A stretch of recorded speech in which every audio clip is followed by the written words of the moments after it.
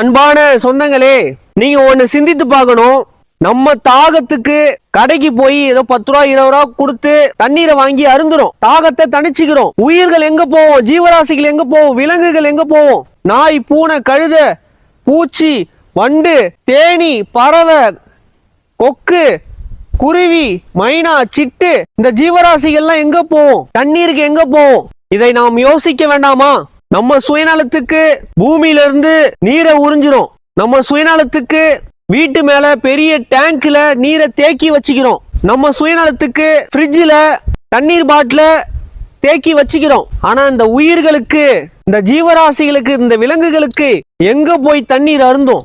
எங்க போய் தாகத்தை தணிச்சுக்கும்? எல்லாத்தையும் நாசமாக்கிட்டோம். இந்த கெடுபடியான காலகட்டத்துல தண்ணீர் பஞ்சம், எங்க திரும்பினாலும் தண்ணீர் பஞ்சம், தண்ணீர் தட்டுப்பாடு. இந்த ஜீவராசிகள் எங்க போவோம்? என் அன்பார்ந்தவர்களே, எங்க போவோம்? இதை சிந்தித்து பார்க்க வேணாமா? இதை யோசித்து பார்க்க வேணாமா?